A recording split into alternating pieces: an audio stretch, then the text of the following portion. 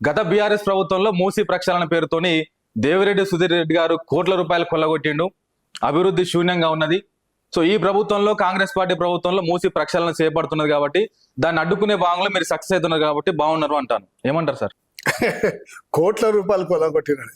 అసలు మేము చేసిన మూసీలో డెవలప్మెంట్ చేసింది ఏముందండి? మూసీలో డెవలప్మెంట్ చేసి బ్యూటిఫికేషన్ టోటల్ ఇక్కడికి వెళ్ళి అక్కడ దాకా ఇక్కడ 3 కిలోమీటర్లు ఎల్బీనగర్ వైపు ఉప్పల్ వైపు 200 కిలోమీటర్లు అక్కడ హైకోర్టు దగ్గర కూడా మొత్తం 6 కోట్ల రూపాయలు 10 కోట్లు ఖర్చు పెట్టినాం. ఖర్చు పెట్టి టెంపరరీ బ్యూటిఫికేషన్ చేసినాం.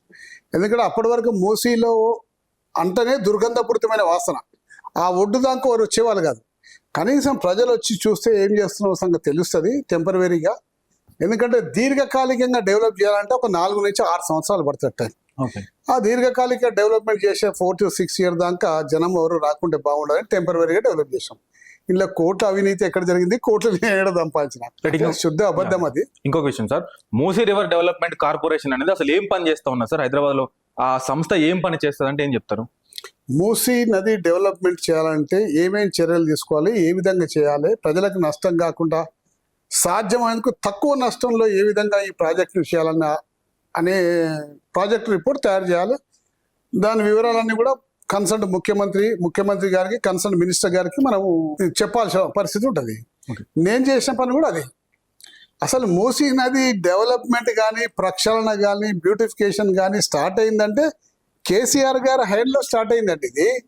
కేసీఆర్ గారి ఆలోచనల మేరకు మూసీ నదిని డెవలప్ చేయాలి, మూసీ నది పునర్జీవన కార్యక్రమం మొదలు పెట్టాలి అని చెప్పి కేసీఆర్ గారు ఆలోచన చేసి నన్ను చైర్మన్గా నియమించి ఈ డెవలప్మెంట్ కార్యక్రమాలు వారి నాయకత్వంలో మొదలుపెట్టింది. ఎట్లా మొదలుపెట్టిందంటే, వారు నాయకత్వంలో మొదలుపెట్టినప్పుడు హైదరాబాద్లో ఉన్న ఇప్పుడు మూసీ మురుగునీరు అంతా కూడా మూసీలోకి వస్తుంది. అంటే మనం వాడిన డ్రైనేజ్ మురుగునీరు అంతా కూడా మూసీలోకి వస్తుంది. ఈ మూసీలోకి వచ్చే డ్రైనేజ్ వాటర్ అంతా కూడా దాదాపు 60-70 సంవత్సరాల నుంచి పట్టణీకరణ పెరుగుతున్న కొద్దీ పొల్యూషన్ ఎక్కువైతా ఉంది. అలాగే కాలుష్య కారకాలు కూడా ఎన్నో కాలుష్య కారకాలు అంత కలుస్తూ ఉన్నాయి. తద్వారా మూసీ నది మొత్తం కూడా ఒక కుళ్ళిపోయిన పరిస్థితి లాగా అయిపోయింది. అంత మరీ దారుణమైన పరిస్థితి లాగా అయిపోయింది. సో ఆ పరిస్థితి నుంచి విముక్తి కలిగేయాలంటే మొదటి అడుగు ఏం వేయాలి? మొదటి అడుగు మూసీలోకి వచ్చిన నీళ్ళన్నీ కూడా కంప్లీట్గా డ్రైనేజ్ వాటర్ని శుద్ధి చేసి మంచి నీటిని లోపలికి పంపాలి ఫస్ట్ ఫేజ్లో. ఆ ఫస్ట్ ఫేజ్లో పంపాలంటే 3 నుంచి 4 ఏళ్ళు పడుతుంది. అన్ని ఎస్టీపీలు కట్టాలి. 32 ఎస్టీపీలని 3,600 కోట్ల రూపాయలతోటి అప్పటి ముఖ్యమంత్రి కేసీఆర్ గారు గ్రీన్ సిగ్నల్ ఇచ్చిండ్రు. దానికి దాదాపు నిధులు మంజూరు చేసేసిండ్రు. దాదాపు 2021 ఆ ఎస్టీపీలన్నీ ప్రారంభమైనవి. 2023 ఎన్నికల నాటికి దాదాపు 75 నుంచి 80% అన్ని పూర్తి అయినాయి. మొత్తం 100% పూర్తి కాలే, 1-2 100% పూర్తి అయినాయి. మిగతా అన్ని 70 నుంచి 80% పూర్తి అయినాయి. ఈలోపు ప్రభుత్వం పోయింది. దాంతోపాటు మూసీ ప్రక్షాళన దాంతోపాటు దాదాపు 500 కోట్ల చిల్లరతోటి 15 బ్రిడ్జ్లు శాంక్షన్ చేసింది. ఎవరు? కేటీఆర్ గారు ఎంఏయుడి డిపార్ట్మెంట్కి వెళ్ళి ఆ బ్రిడ్జెస్ అన్ని కూడా బెస్ట్ బ్రిడ్జెస్ ఉండాలి. వాటి కింద మనకు చెక్ డ్యాములు కట్టాలి. తద్వారా మూసీలో మంచినీళ్ళు మెయింటైన్ చేయాలని చెప్పేసి ఆలోచనతో మనం మొదలుపెట్టిన కార్యక్రమం. ఆ మొదలుపెట్టిన కార్యక్రమాలే నేటికి ఇప్పటి వరకు పూర్తయి ఎన్నో ఇనాగ్రేషన్లు రేవంత్ రెడ్డి గారు చేశారు. అయితే ప్రక్షాళన చేయాలంటే మొదట డ్రైనేజ్ వాటర్ శుద్ధి చేయాలి.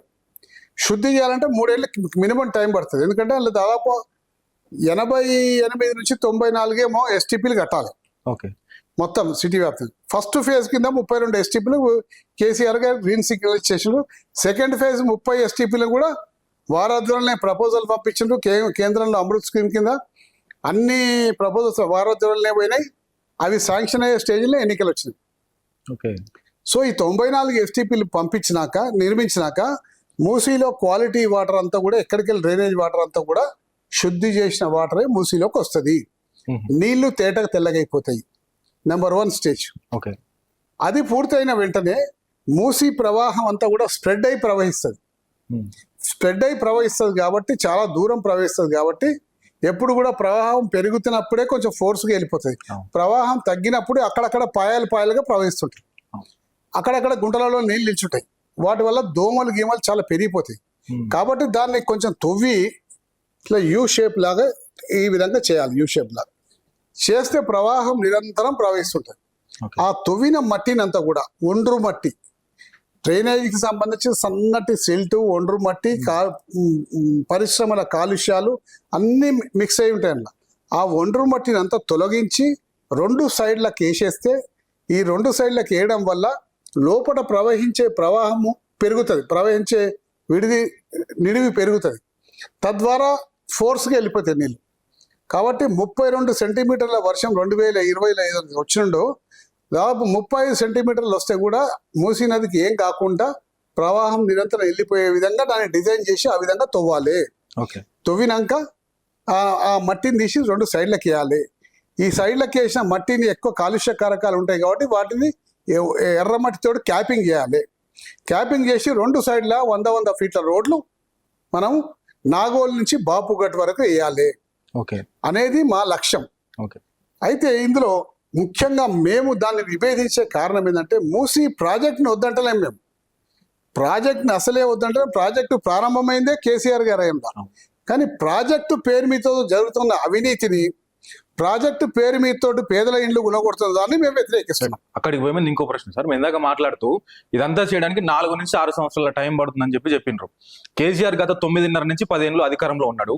సో మరి ఆ 10 ఏళ్లలో మీరు ఎందుకు చేయలేకపోయినరు? ఒకవేళ చేస్తే ఇప్పుడున్న కాంగ్రెస్ పార్టీ ప్రభుత్వం ఎందుకు మీ మీద విమర్శలు చేస్తా ఉన్నది? చూడండి కేసీఆర్ గారు ఎందుకు చేయలేకపోయినరు అని చెప్పేసి మీరు అడుగుతున్నప్పుడు ప్రశ్న, ఒక రాష్ట్రంలో కొత్తగా రాష్ట్రాన్ని సాధించుకున్నాక చేయాల్సిన ప్రాముఖ్యతలు ఏమున్నాయి, ప్రజలకు అందియాల్సిన ప్రాముఖ్యతలు ఏమున్నాయి అనేది ముఖ్యంగా కొత్త ప్రభుత్వం ఆలోచించాలి. ఎందుకంటే కొత్త రాష్ట్రం ఇది. గడిచిన 60-70 సంవత్సరాలుగా ఈ రాష్ట్రం వివక్షకు గురైంది కాబట్టి, తాగునీటికి సాగునీటికి చాలా సఫర్ అయింది కాబట్టి, సాగునీరు లేక చాలా మంది రైతాంగాలు అంతా కూలీలుగా పనిచేస్తున్నారు కాబట్టి మొదట కాళేశ్వరం పనిచేసుకున్నాడు, సాగునీటి కాలువలన్నీ కూడా మరమ్మతులు చేసిండు. 2వ విడతగా తాగునీటి సమస్యను తీర్చిండు, ఏది మిషన్ భగీరథ పెట్టేసి. ప్రతి గ్రామానికి మీకు ఇవాళ నల్ల ఇప్తే నీళ్ళు వచ్చినండి. అంటే మొదటి 10 సంవత్సరాల్లో ఇవి పూర్తి చేసినండి.